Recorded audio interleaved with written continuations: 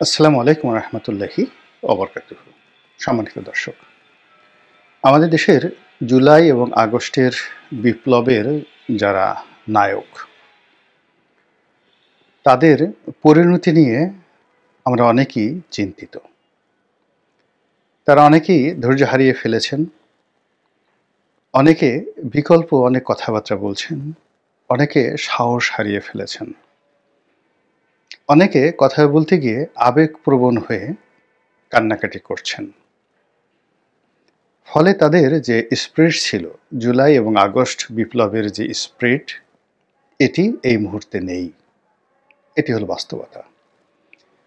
দ্বিতীয়ত, যখন বিপ্লবটা হয়ে গেল, তো বিপ্লব যখন হলো তখন তাদের অবশ্যই একটা আত্মত্যাগ ছিল। এটিকে আপনি যদি আরবিতে জিহাদে কুল্লিয়া বলেন, ঠিক ওই পর্যায়ে ছিল। অর্থাৎ তারা যখন রাজপথে ছিলেন তখন তাদের জীবন মরণ সমস্যা ছিল, এবং জীবনের চাইতে মরণ তাদের কাছে ভীতিকর ওই মুহূর্তে মনে হয়নি। যদি মনে হতো তারা এই কাজটি করতে পারতেন না। তারা উপদেষ্টা হবেন, এখন যে বিচার সালিশ করছেন বা যেভাবে গণভবনে যাচ্ছেন, বঙ্গভবনে যাচ্ছেন, দামি দামি গাড়িতে চড়ছেন বা যত দুর্নাম বদনামের শিকার হচ্ছেন, এসব এসব কোনো কিছুই তাদের চিন্তা এবং মনোমস্তিষ্কের মধ্যে ছিল না। তারা শুধুই মাত্র লক্ষ্য অর্জনের জন্য, অর্থাৎ প্রথম দিকে কোটা বিরোধী আন্দোলনে তারা চেয়েছিল যে তাদের ন্যায্য দাবিটা পূর্ণ হোক। পরবর্তীতে সরকার এটি এতটা জটিল এবং কুটিল করে ফেলে, যার কারণে পুরো আন্দোলনটি এক দফার আন্দোলনে পরিণত হয়। যখন এটি নেহাত কোটা বিরোধী আন্দোলন ছিল, তখন রাজনৈতিক দলগুলো নিরাপদ দূরত্বে নিজেদেরকে রেখেছে, যদিও সবারই মন ও সমর্থন ছিল। এই কারণে রাজনৈতিক দলগুলো রেখেছে যে বাস্তবতার নিরিখে রাজনৈতিক দলগুলো ভীত সন্ত্রস্ত হয়ে পড়েছিল, এবং সরকারকে চ্যালেঞ্জ করার মতো জুন জুলাইতে আসলে বাংলাদেশে কোনো রাজনৈতিক দল ছিল না। এই গেল এক। ২ নম্বর হলো যে রাজনৈতিক দলগুলো মনে প্রাণে চেয়েছিল যে এই কোটা বিরোধী আন্দোলনটি সফল হোক। তো সেক্ষেত্রে যদি প্রধান রাজনৈতিক দলগুলো তাদেরকে সমর্থন জানায়, সেক্ষেত্রে সরকার বলার চেষ্টা করবে যে বিএনপি এই কাজ করছে, জামাত এই কাজ করছে। এই জন্য তারা কৌশলে তাদেরকে মৌন সমর্থন দিয়েছে দূর থেকে, লজিস্টিক সাপোর্ট হয়তো দিয়েছে অনেকেন, কিন্তু প্রকাশ্যে তাদেরকে কেউ সমর্থন জানায়নি। কিন্তু জুলাইয়ের মাঝামাঝি এসে যখন আন্দোলন তীব্র থেকে তীব্রতর হলো, ঠিক সেই সময় বিএনপির পক্ষ থেকে একেবারে প্রকাশ্যে তাদেরকে সমর্থন জানানো হলো। জামাত প্রকাশ্যে সমর্থন জানায়নি, কিন্তু এখন স্পষ্ট যে এই কোটা বিরোধী আন্দোলনের যে নেতাকর্মী, যারা মাস্টার মাইন্ড, তাদের একটা বিরাট অংশ জামাতের রিক্রুট ছিল, এবং জামাত প্রথম থেকে এটি গোপনে তারা এই আন্দোলনকে বেগবান করার জন্য যা কিছু করা দরকার সবই করেছে। কিন্তু প্রকাশ্য যদি কোনো রাজনৈতিক দল সমর্থন দিয়ে থাকে তাদেরকে, তাহলে বিএনপির মতো বড় দল প্রথম প্রকাশ্যে দিয়েছে। এরপর অন্যান্য ছোট রাজনৈতিক দলগুলো তারাও নৈতিকভাবে তাদেরকে সমর্থন দিয়েছে, তাদের পক্ষে ছোটো মিছিল করেছে, সমর্থন জানিয়েছে, এবং আন্দোলন যখন চূড়ান্ত পর্যায়ে গেল তখন অনেকেই গ্রেপ্তার বরণ করেছেন। এবং আগস্টের ১ তারিখে এসে আসলে এখান থেকে কারোরই ফিরে যাওয়ার উপায় ছিল না।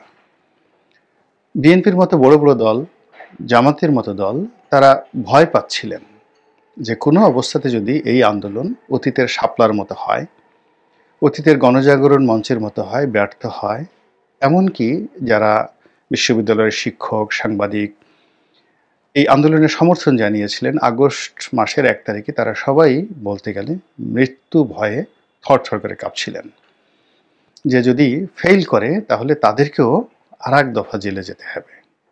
এবং বড় বড় রাজনৈতিক দলের মধ্যে বিভেদ ছিল, বিসংবাদ ছিল যে কী দরকার ছিল এই আন্দোলনে জড়ানোর জন্য। কিন্তু আল্লাহর অশেষ রহমত, বিজয়ী হয়েছি আমরা সকলে মিলে।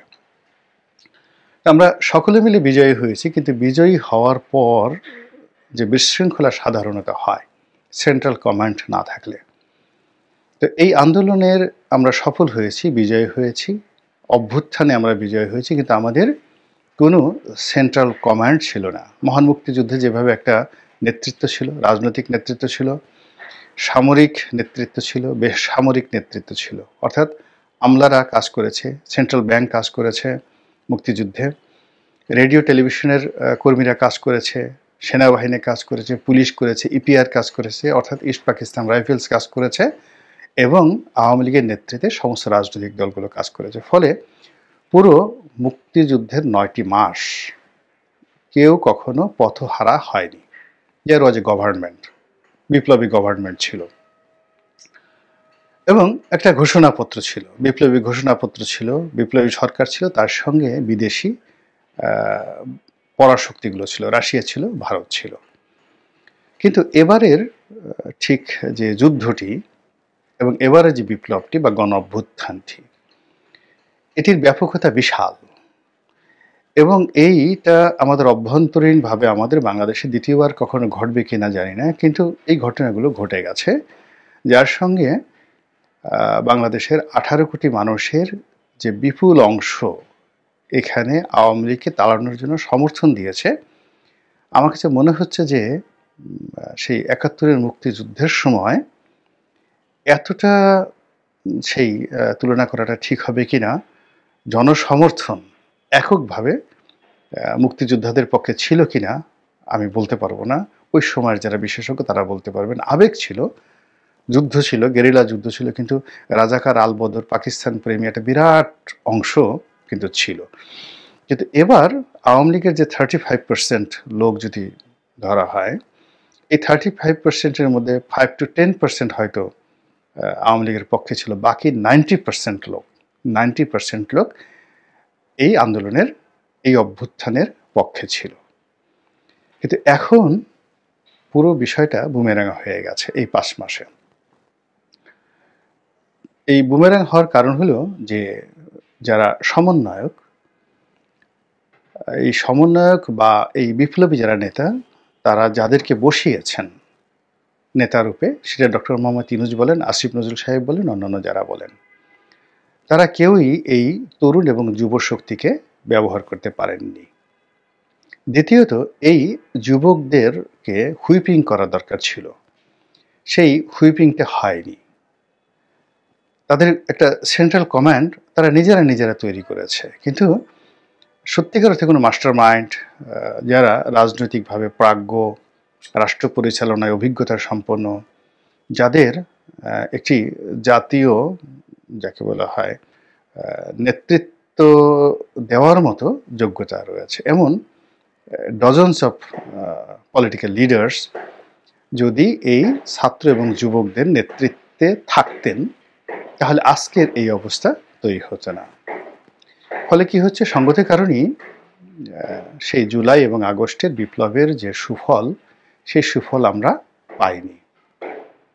প্রচণ্ড বিশৃঙ্খলা সারা দেশে, দেশের গত 20 বছরে যে সকল সন্ত্রাসী, গডফাদার, আন্ডারওয়ার্ল্ডের ডন যেগুলো আগে ছিল, যেমন আপনি একটা সময় টোকাই সাগর ছিল, মুরগি মিলন ছিল, একসময় সেই ডেভিড ছিল, একসময় পিসি হান্নান ছিল, তারপরে হান্নান ছিল, লিয়াকত ছিল, হেমায়েতুল্লাহ আওরঙ্গ ছিল, যারা আন্ডারওয়ার্ল্ড কন্ট্রোল করতেন। তো ওই আন্ডারওয়ার্ল্ডের যে এখন লেটেস্ট যে ভার্সন, যারা জেলখানাতে থেকে, দেশের বাইরে থেকে এই আন্ডারওয়ার্ল্ড নিয়ন্ত্রণ করতেন সীমিত আকারে, খুব সীমিত আকারে। এই জুলাই আগস্ট বিপ্লবের পর এরা অনেকে জেল থেকে বের হয়ে গেছেন, অনেকে বিদেশ থেকে দেশে এসেছেন, আবার অনেকে দেশ থেকে নিরাপদে বিদেশে চলে গেছেন, এবং একেবারে ম্যাজিক্যালি মানে জাদুকরীভাবে তারা যেখানে সন্ত্রাস আছে, চাঁদাবাজ আছে, যেখানে অস্ত্রের ঝনঝনানি আছে, এই জায়গাগুলো এই সন্ত্রাসী গ্রুপ দখল করে ফেলেছে। যেমন ঢাকা শহরের যত ময়লার যে পরিবহন ব্যবসা, সিটি কর্পোরেশনগুলোর ময়লার ব্যবসা, ডিশের ব্যবসা, ইন্টারনেট ব্যবসা, ফুটপাতে চাঁদা কালেকশনের ব্যবসা, এই পুরো কাজটাই সন্ত্রাসীরা নিয়ে নিয়েছে। এবং আরও আশ্চর্য করা ব্যাপার হলো যে আগে পুলিশ ফুটপাতে বসাতো, এখন এই ব্যবসাটা পুলিশের হাত থেকে সন্ত্রাসীরা নিয়ে নিয়েছে। এবং যেখানে আগে 3টি দোকান ছিল ফুটপাতে, এখন সেখানে 3-এর পরিবর্তে 10টি দোকান বসেছে। এবং গিয়ে দেখেন যে বড় বড় মার্কেটগুলোতে রীতিমতো কান্নার রোল। এর কারণ হলো ফুটপাতের ভিড়ের কারণে মার্কেট পুরো জনশূন্য। এখন এই যে সন্ত্রাসী বাহিনী তারা যে টাকাগুলো উপার্জন করছে, এগুলো পুলিশকে দিচ্ছে বা দিচ্ছে না এটা ভিন্ন প্রসঙ্গ, কিন্তু চাঁদাটা নিয়ন্ত্রণ করছে তারা। এবং এগুলো নিয়ে বেশ কয়েকবার মারামারি হয়েছে ঢাকাতে, ঢাকার বাইরে, এবং অনেক বড় বড় ব্যবসায়ীদের কাছে চাঁদা চাওয়া হচ্ছে এই সন্ত্রাসী সংগঠনগুলো। এখন এর দায় বিএনপির উপর আসছে, জামাতের উপর আসছে, আর সবচেয়ে বেশি আসছে সমন্বয়কের উপর আর যারা সরকার পরিচালনা করছে। এই বিশৃঙ্খলা থেকে বের হওয়ার জন্য সত্যিকার অর্থে আসলে কতটা কঠোর হওয়া দরকার। মানে এখানে আসলে ক্রস ফায়ার বা অন্য যে কোনো জিনিস আমরা অতীতে যেগুলোকে ঘৃণা করেছি সেগুলোর চাইতেও গুরুতর স্ট্রং একটা অবস্থা নিয়ে সরকারকে মাঠে না নামলে পুরো জনমত যারাই এখন ক্ষমতায় আসতে চাচ্ছেন এবং ক্ষমতায় আছেন সকলের বিরুদ্ধে চলে যাবে। এটা হলো বাস্তবতা। তো এই জন্য এই 2-3 মাস আগে আমরা যাদেরকে শ্রদ্ধা ভরে স্মরণ করতাম, তারা এখন অনেকের কাছে তাচ্ছিল্যের বস্তু এবং তাদেরকে নিয়ে অনেক সমালোচনা হয়। তো সেই অর্থে বিপ্লবের যে পরিচিত প্রায় 30-40টি মুখ, তার মধ্যে আরও যদি এই 30-40 জনের মধ্যে যদি আপনি আরও একটু উপরে উঠান, ধরুন আরও 20-25টি মুখ, এই 20-25টি মুখ এখন বলতে গেলে আমাদের কাছে তুচ্ছ তাচ্ছিল্যের বিষয় হয়ে পড়েছে। এবং তাদেরকে যারা ভালোবাসেন তারা অনেকেই তাদের ভবিষ্যৎ নিয়ে চিন্তিত হয়ে পড়েছেন। এখন তাদের ভবিষ্যৎ কি? তারা কি ছাত্র সংগঠন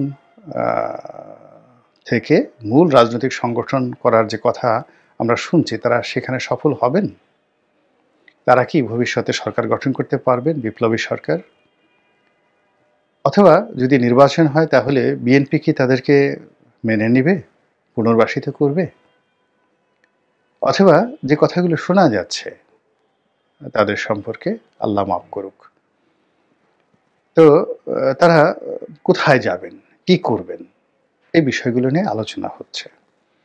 এখন এই যে যারা বিপ্লব করেছেন, ইতিমধ্যে তাদের অনেকের কথাবার্তা আমরা শুনেছি, তাদের মধ্যে যথেষ্ট প্রজ্ঞা আছে, মেধা আছে, যোগ্যতা আছে, এবং এই অল্প সময়ের মধ্যে তারা অনেক কিছু তারা শিখে ফেলেছেন। দ্বিতীয়ত তাদের যে তিনজন উপদেষ্টা রূপে এখানে অংশগ্রহণ করেছেন, মূলত সফলতা ব্যর্থতা পরের ব্যাপার, কিন্তু তাদের অর্থনৈতিক দুর্নীতির খবর এখনো পর্যন্ত আসেনি, বা তাদের পিএস এপিএস থেকে শুরু করে কেউ এইভাবে দুর্নীতি করেননি, এটা সত্য কথা। কিন্তু রাজনৈতিক যে নেতৃত্ব তারা তো দুর্নীতিতে অভ্যস্ত। তো তারা ভবিষ্যতে এসে এই যে 3-4জন যারা দুর্নীতি করেননি বা যারা বাইরে সমন্বয়ক হিসেবে রয়েছেন, তাদের সম্পর্কে আমরা অনেক গুজব শুনি, কিন্তু সত্যিকার অর্থে হাতে কলমে তারা গাড়ি করেছেন, বাড়ি করেছেন, অমুকের কাছ থেকে টাকা নিয়েছেন, পয়সা নিয়েছেন, এইগুলো এখনো পর্যন্ত হাতে কলমে কিন্তু প্রমাণিত হয়নি। এবং এটাই হয়ে যাবে আগামী দিনে সবচেয়ে বড় সমস্যা। তো কাজেই প্ল্যান এ এখন হলো তারা যে রাজনৈতিক দল করবে সেটি যদি ফেল করে তাহলে তাদেরকে প্ল্যান বিতে যেতে হবে। আর যদি ফেল করার পরে তাদেরকে ভাগতে হয় তাহলে তাদেরকে প্ল্যান সি রাখতে হবে। তো এখন প্ল্যান এ বি সি যাই হোক না কেন, পুরো পরিস্থিতি এখন এরকম একটা জটিল আবর্তের মধ্যে ঘুরছে, যেদিকে যান না কেন সবাই আমরা ক্ষতির মধ্যে পড়ে গিয়েছি। মহান আল্লাহ আমাদের সবাইকে হেদায়েত দান করুন এবং হেফাজত করুন। আসসালামু আলাইকুম ওয়া রাহমাতুল্লাহি ওয়া বারাকাতুহু।